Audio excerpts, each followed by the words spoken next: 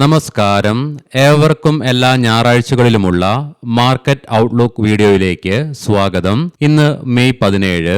അങ്ങനെ നാളെ മുതൽ നമ്മൾ ഈ മാസത്തിലെ മൂന്നാമത്തെ ആഴ്ചയിലേക്ക് എൻ്റർ ആവുകയാണ്. എന്തെല്ലാം ഘടകങ്ങളാണ് ഈ വരാൻ പോകുന്ന ആഴ്ചയിൽ ഇന്ത്യൻ മാർക്കറ്റിന്റെ ദിശയെ സ്വാധീനിക്കുന്നതെന്ന് വിശദമായി തന്നെ നമുക്ക് ഈ വീഡിയോയിൽ പരിശോധിക്കാം. അതിനു മുൻപേ വേഗത്തിൽ നമുക്ക് കഴിഞ്ഞ ആഴ്ചയിലെ മാർക്കറ്റിനെ കുറിച്ച് ഓടിച്ചു നോക്കിയിട്ട് വരാം.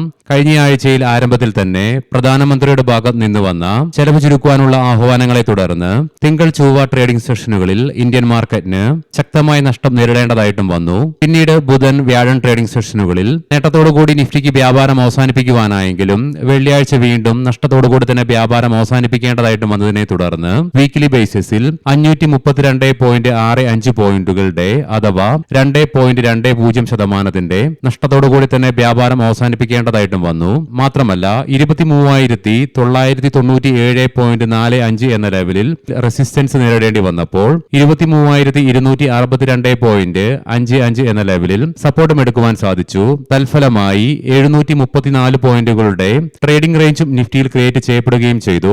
വെള്ളിയാഴ്ച നമ്മുടെ മാർക്കറ്റ് അടച്ചതിന് ശേഷം US മാർക്കറ്റില് ശക്തമായ ഇടിവാണ് നേരിടേണ്ടതായിട്ടും വന്നത്.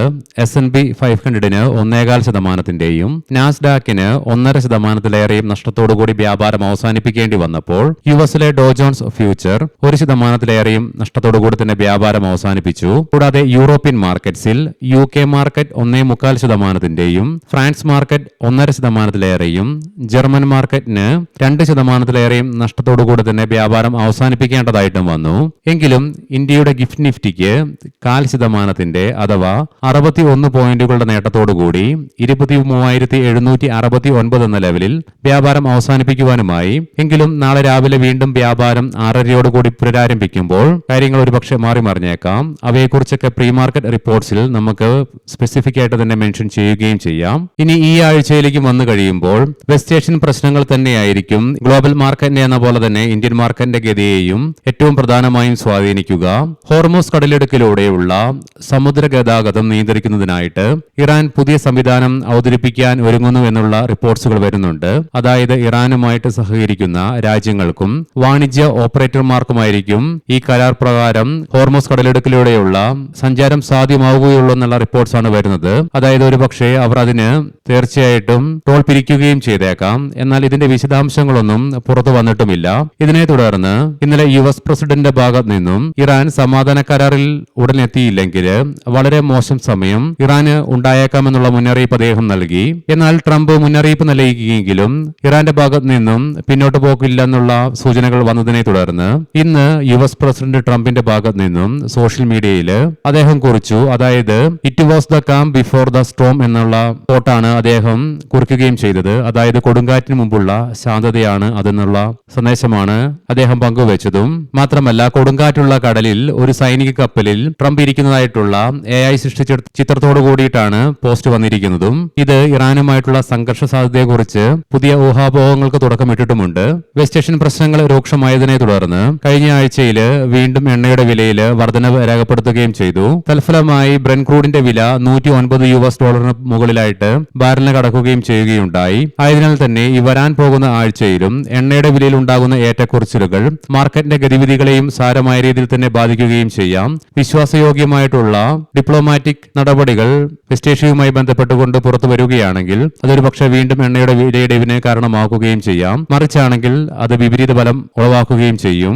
ഇന്ത്യൻ രൂപയ്ക്ക് കഴിഞ്ഞ ആഴ്ചയിൽ US ഡോളറിനെതിരെ തുടർച്ചയായി 6 ട്രേഡിംഗ് സെഷനുകളിൽ ശക്തമായ ഇടിവ് തന്നെയാണ് നേരിടേണ്ടതായിട്ടും വന്നത്. എസ്പെഷ്യലി ഓയിലിന്റെ വിലയിലുണ്ടായ വർധനവിനെ തുടർന്ന്. മാത്രമല്ല 96 എന്ന സൈക്കോളജിക്കൽ ലെവലും മറികടന്നുകൊണ്ട് ഫ്രഷ് റെക്കോർഡ് ലോയും ക്രിയേറ്റ് ചെയ്തു. ആയതിനാൽ തന്നെ ഈ വരാൻ പോകുന്ന ആഴ്ചയിലും ഇന്ത്യൻ രൂപയുടെ പ്രകടനവും നോക്കി കാണേണ്ടതായിട്ടുമുണ്ട്. വെസ്റ്റ് ഏഷ്യൻ പ്രശ്നങ്ങളിൽ ഏപ്രിൽ 8-ന് ശേഷം സീസ് ഫയർ നിലവിൽ വന്നതിന് ശേഷം ഏപ്രിൽ മാസം 10-ാം തീയതിക്ക് ശേഷം കഴിഞ്ഞ ബുധനാഴ്ച വീണ്ടും ഇന്ത്യ വിക്സിന് ഇൻട്രാഡേ ബേസിസിലാണെങ്കിൽ പോലും 20 എന്ന സൈക്കോളജിക്കൽ ലെവൽ മറികടക്കുകയും ചെയ്തു. മാത്രമല്ല 10%-ലേറെ ഉയർച്ചയും വീക്ക്ലി ബേസിസിൽ ഇന്ത്യ വിക്സിൽ അനുഭവപ്പെട്ടു. തൽഫലമായി വെള്ളിയാഴ്ച 18.79 എന്ന ലെവലിലായിട്ടാണ് ഇന്ത്യ വിക്സ് ക്ലോസിംഗും രേഖപ്പെടുത്തി നിലകൊള്ളുന്നതും. ആയതിനാൽ തന്നെ ഈ വരാൻ പോകുന്ന ആഴ്ചയിലും വെസ്റ്റ് ഏഷ്യൻ പ്രശ്നങ്ങൾ രൂക്ഷമാവുകയാണെങ്കിൽ അത് ഇന്ത്യ വിക്സിനെ വീണ്ടും ഹീറ്റപ്പ് ആകുവാനും വർധനം ഇടയാക്കും. ഇന്ത്യ വിക്സ് ഉയരുകയാണെങ്കിൽ തീർച്ചയായിട്ടും അത് മാർക്കറ്റിനെ കൂടുതൽ ദുർബലതയിലേക്ക് തള്ളിവിടുകയും ചെയ്യും. ഈ വീക്കെൻഡിൽ ഹെവി വെയ്റ്റ് സ്റ്റോക്കായ ടാറ്റ സ്റ്റീൽ അതിന്റെ ക്വാർട്ടർ 4 ഏർണിംഗ്സുകൾ പ്രസിദ്ധീകരിക്കുകയുണ്ടായി. കമ്പനിയുടെ നെറ്റ് പ്രോഫിറ്റില് ഇരട്ടി വർധനവ് രേഖപ്പെടുത്തിയപ്പോൾ റവന്യൂ ഫ്രം ഓപ്പറേഷൻസിലും 12% ഉയർച്ചയും രേഖപ്പെടുത്തി. കൂടാതെ ഈ വരാൻ പോകുന്ന ആഴ്ചയിലും ഇന്ത്യൻ മാർക്കറ്റിൽ നിന്ന് ഒത്തിരിയേറെ പ്രധാനപ്പെട്ട കമ്പനികൾ അവയുടെ ക്വാർട്ടർലി ഏർണിംഗ്സിന്റെ റിസൾട്ടുമായിട്ട് ലൈനപ്പ് ചെയ്തിട്ടുണ്ട്. ഇതിനെല്ലാം പുറമെ ക്വാർട്ടർലി ഏർണിംഗ്സിന്റെ ഭാഗമായി തന്നെ ഒത്തിരിയേറെ കോർപ്പറേറ്റ് ഇവന്റ്സുകളും എസ്പെഷ്യലി റൈറ്റ് ഇഷ്യൂവും ഡിവിഡന്റിന്റെ ഒക്കെ റെക്കോർഡ് ഡേറ്റും ഈ ആഴ്ചയിൽ വരുന്നതിനാൽ തന്നെ കോർപ്പറേറ്റ് ഇവന്റ്സുകളും ക്വാർട്ടർലി ഏർണിംഗ്സുകളും ഇന്ത്യൻ മാർക്കറ്റിന്റെ ഗതിയെ സ്വാധീനിക്കുകയും ചെയ്യും. കഴിഞ്ഞ ദിവസം ഇന്ത്യയില് CNGയുടെ വിലയിൽ കിലോഗ്രാമിന് 2 രൂപ വർദ്ധിപ്പിച്ച കേന്ദ്ര സർക്കാരിന്റെ ഭാഗത്ത് നിന്നും 48 മണിക്കൂറിന് ശേഷം വീണ്ടും 1 രൂപയുടെ വർധനവ് പ്രഖ്യാപിക്കുകയും ചെയ്ത് ഇന്നു മുതൽ ഈ ആഴ്ചയിൽ ഇന്ത്യയിൽ നിന്നും പ്രധാനപ്പെട്ട മാക്രോ ഇക്കണോമിക് ഡാറ്റകളുടെ റിലീസ് ഒന്നും തന്നെയില്ല. അതേസമയം പ്രധാനപ്പെട്ട ഗ്ലോബൽ ഇവന്റുകളിൽ US നിന്നും ബുധനാഴ്ച മെയ് 20-ാം തീയതി രാത്രി 11:30 FOMC മിനിറ്റ്സിന്റെ റിലീസ് നടക്കാനുണ്ട്. പിന്നീട് വ്യാഴാഴ്ച 21-ാം തീയതി വൈകുന്നേരം 6 മണിയോടുകൂടി ഏപ്രിൽ മാസത്തെ ബിൽഡിംഗ് പെർമിറ്റ്സ് ഹൗസിംഗ് സ്റ്റാർട്ട്സ് ഡാറ്റകളുടെ റിലീസ് നടക്കാനിരിക്കുന്നു. എന്നാൽ നാളെ 18-ാം തീയതി ചൈനയിൽ നിന്നും ഇന്ത്യൻ സമയം രാവിലെ 7:30 ഏപ്രിൽ മാസത്തെ ഇൻഡസ്ട്രിയൽ പ്രൊഡക്ഷന്റെയും റീറ്റെയിൽ സെയിൽസിന്റെയും ഇയർ ഓൺ ഇയർ ബേസിസുള്ള ഡാറ്റകളുടെ റിലീസ് നടക്കാനുണ്ട്. ഇവയൊക്കെയാണ് ഈ വരുന്ന ആഴ്ചയിലെ പ്രധാനപ്പെട്ട ഗ്ലോബൽ ഇവന്റുകളും. ഇനി വരാൻ പോകുന്ന ആഴ്ചയിലേക്ക് സ്പെസിഫിക് ആയിട്ട് വന്നു കഴിയുമ്പോൾ അനലിസ്റ്റുകളുടെയും എക്സ്പേർട്ടുകളുടെയൊക്കെ അഭിപ്രായങ്ങൾ പ്രകാരം കഴിഞ്ഞ ആഴ്ചയിലെ നിഫ്റ്റിയിലെ വീക്ക്ലി ലോയായ 23,200 എന്ന ലെവൽ നിഫ്റ്റിയെ സംബന്ധിച്ചിടത്തോളം ഡൗൺ സൈഡിലേക്ക് ഇമ്മീഡിയറ്റ് സപ്പോർട്ട് ആണെങ്കിലും 23,000 എന്ന ലെവൽ സൈക്കോളജിക്കൽ സപ്പോർട്ടുമാണ്. ആയതിനാൽ തന്നെ ഈ ലെവൽ നിഫ്റ്റിക്ക് ഈ വരാൻ പോകുന്ന ആഴ്ചയിൽ എന്തെങ്കിലും കാരണവശാൽ ബ്രേക്ക് ചെയ്യേണ്ടതായിട്ട് വന്നു കഴിഞ്ഞാൽ ഒരുപക്ഷെ സെല്ലിംഗ് പ്രഷറും വർദ്ധിച്ചേക്കാം. എന്നാൽ അതേസമയം അപ്പർ സൈഡിലേക്ക് കഴിഞ്ഞ ആഴ്ചയിലെ വീക്ക്ലി ഹൈ ലെവലായ മാത്രമല്ല സൈക്കോളജിക്കൽ ലെവലായ 24,000 എന്ന ലെവൽ നിഫ്റ്റിയെ സംബന്ധിച്ചിടത്തോളം ക്രൂഷ്യലുമാണ്. ആയതിനാൽ തന്നെ ഈ ലെവൽ നിഫ്റ്റി ശക്തമായി മറികടന്നുകൊണ്ട് ഈ ലെവലിന് മുകളിലായിട്ട് നിലനിൽക്കുവാൻ സാധിക്കുകയാണെങ്കിൽ മാത്രമേ തുടർന്ന് മുന്നോട്ടൊരു പ്രയാണം നിഫ്റ്റിക്ക് സാധ്യമാവുകയുമുള്ളൂ.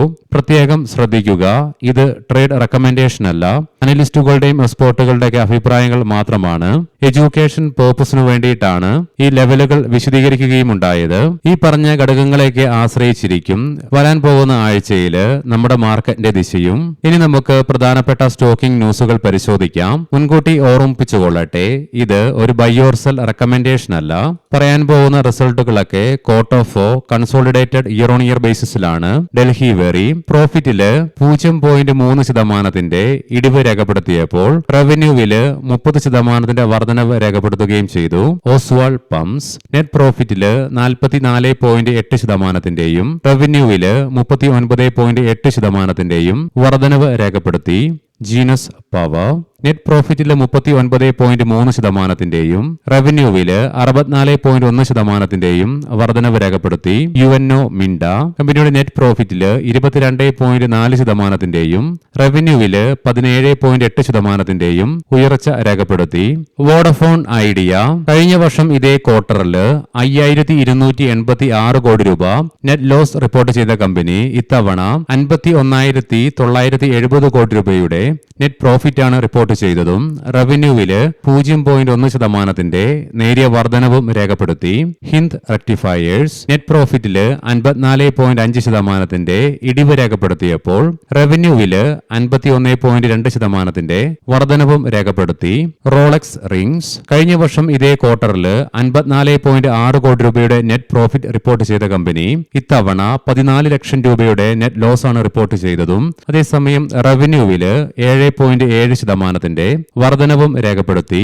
ലാറ്റന്റ് വ്യൂ അനലിറ്റിക്സ് കമ്പനിയുടെ നെറ്റ് പ്രോഫിറ്റില് 5.2%, റവന്യൂവില് 3.8% വർധനവ് രേഖപ്പെടുത്തി. ഏവർക്കും നല്ലൊരു സായാഹ്നം ആശംസിക്കുന്നു. നാളെ രാവിലെ പ്രീ മാർക്കറ്റ് റിപ്പോർട്ട്സുമായി കണ്ടുമുട്ടാം. നന്ദി, നമസ്കാരം.